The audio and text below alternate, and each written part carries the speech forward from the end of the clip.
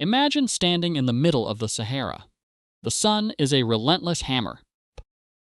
The temperature is pushing 120 degrees Fahrenheit. That's almost 50 degrees Celsius. And there isn't a single air conditioner for 3,000 miles and 3,000 years.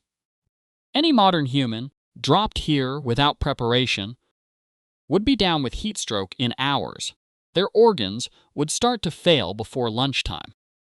And yet, the ancient Egyptians didn't just survive in this furnace. They built the most sophisticated civilization the world had ever seen. Pyramids that still defy easy explanation. Cities that thrived along a single, unpredictable river. An empire that lasted 3,000 years, longer than the gap between us and Julius Caesar. They didn't just endure the heat. They mastered it, engineered around it, and turned it into a design problem they solved with startling elegance.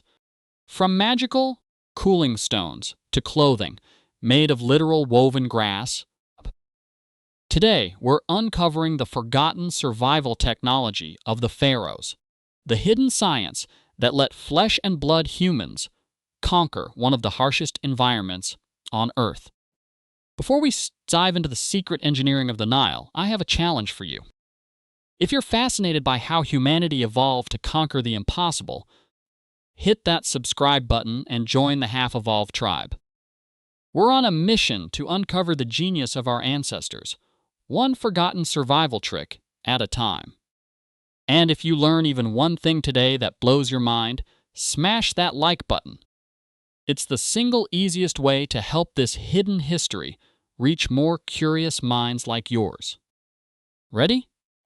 Let's get into the shade. Long before the word engineering existed, Egyptians were already practicing it. Not with steel and circuits, but with mud brick, geometry, and a deep, practical understanding of how air moves. The first weapon in Egypt's arsenal wasn't a weapon at all. It was architecture. Egyptian builders noticed something simple but powerful. Hot air near the ground is stagnant and suffocating, but a few meters up, steady breezes roll in off the desert and the Nile Valley. So they built upward to catch it.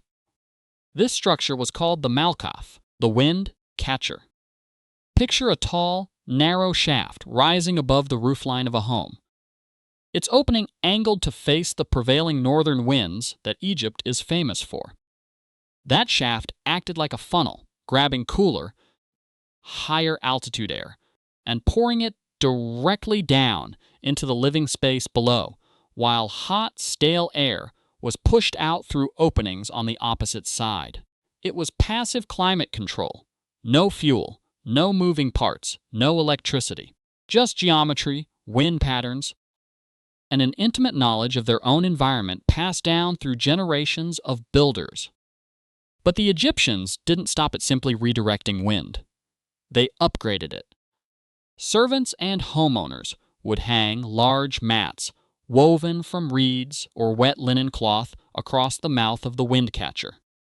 As the dry desert air pushed through the damp fibers, water evaporated, and evaporation pulls heat out of the air around it. The breeze that reached the room wasn't just moving. It was noticeably cooler than the air outside. In effect, the Egyptians had built the world's first air conditioner, roughly 4,000 years before Willis Carrier patented the modern version in 1902. No compressors, no refrigerant.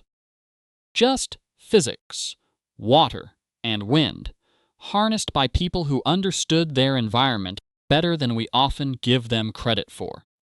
If architecture was Egypt's first line of defense against the heat, clothing and cosmetics were the second. A full-body survival system disguised as style. Step outside that cooled home, and the next layer of defense was wrapped directly around the body. Egyptians grew flax along the Nile's fertile banks and wove it into linen. And linen wasn't just a fashion choice, it was a survival technology in its own right. The fibers are hollow and loosely woven, which means air can circulate freely against the skin, carrying sweat away almost as fast as it forms. Linen also dries remarkably quickly, which mattered enormously in a climate where sweating was constant and unavoidable. Compare that to wool or heavy cotton, which trap moisture and heat against the body. In the Sahara, that could be a death sentence. Egyptians understood, through pure trial and error over centuries, that loose, breathable, light-colored fabric was the difference between comfort and collapse. And that brings us to color. Nearly every depiction of everyday Egyptian clothing shows off-white or undyed linen. That wasn't just about cost or simplicity, it was physics. Light colors reflect the vast majority of incoming sunlight, while dark colors absorb it and convert it directly into heat. A white linen kilt or dress could keep the body several degrees cooler than an equivalent dark garment simply by bouncing sunlight away rather than soaking it in. It's the exact same principle behind painting desert homes white today, or why modern military uniforms in hot climates favor light, reflective tones. Then, there's the makeup, and this is where it gets fascinating. That iconic black eye makeup you see on Egyptian statues and murals wasn't purely cosmetic. It was made from galena, a dark lead-based mineral, applied thickly around the eyes. That heavy black band absorbed sunlight and cut down on glare bouncing off the sand, sharpening vision under the brutal midday sun. It's the exact same principle NFL players use today when they smear black grease under their eyes before a day game. The Egyptians had discovered functional sun glare reduction. Using it as both a beauty ritual and a piece of practical survival gear, 3,500 years before eye black hit an American football field. Surviving the heat wasn't only about keeping the body cool from the outside. It was also about what Egyptians put inside their bodies and how they reshaped the desert itself around a single, unpredictable river. Here's something that surprises most people. Ancient Egyptians drank enormous quantities of beer, and it wasn't just for pleasure. The Nile, for all its life-giving power, was also full of bacteria, parasites, and waterborne pathogens. Drinking it raw was a genuine health gamble. So, Egyptians brewed a thick, low-alcohol beer from fermented barley and emmer wheat, and the fermentation process itself killed off many of the harmful microorganisms that raw river water carried. This wasn't a boozy indulgence. It was a daily hydration strategy, consumed by men, women, and even children in diluted form. That beer also carried carbohydrates, B vitamins, and crucially, electrolytes, sodium, potassium, and minerals lost constantly through sweat in extreme heat. In a very real sense, ancient Egyptian beer functioned like a slow fermented sports drink, replacing what the desert was relentlessly stealing from the body. But hydrating the body was only half the equation. Egyptians also engineered the land itself to fight the heat. Enter the shadoof, a simple yet ingenious lever and counterweight device that let a single person lift huge volumes of Nile water into irrigation channels with minimal effort. This wasn't just about growing food. Wherever that water flowed, it created something extraordinary. A microclimate.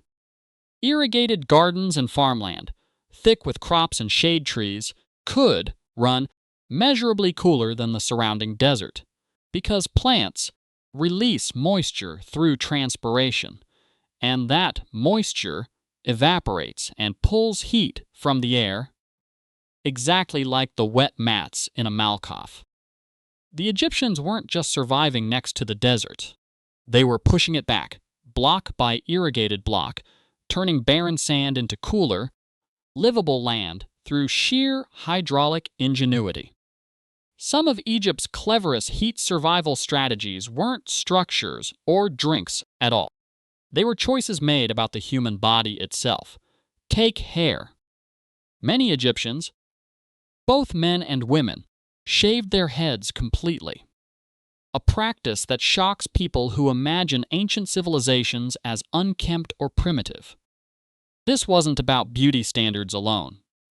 A shaved scalp meant less trapped heat, easier hygiene in a world without daily showers, and freedom from lice, which thrived in the heat and humidity of a full head of hair.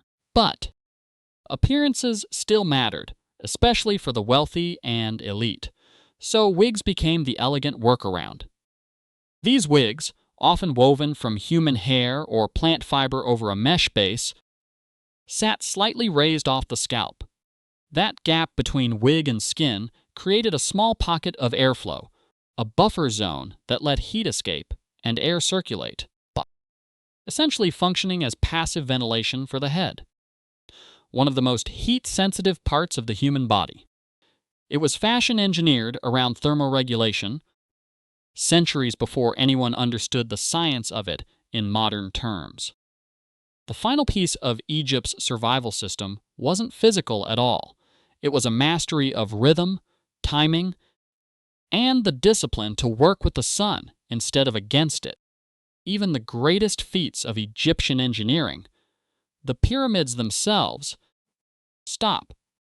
were built around the rhythm of the sun rather than in defiance of it.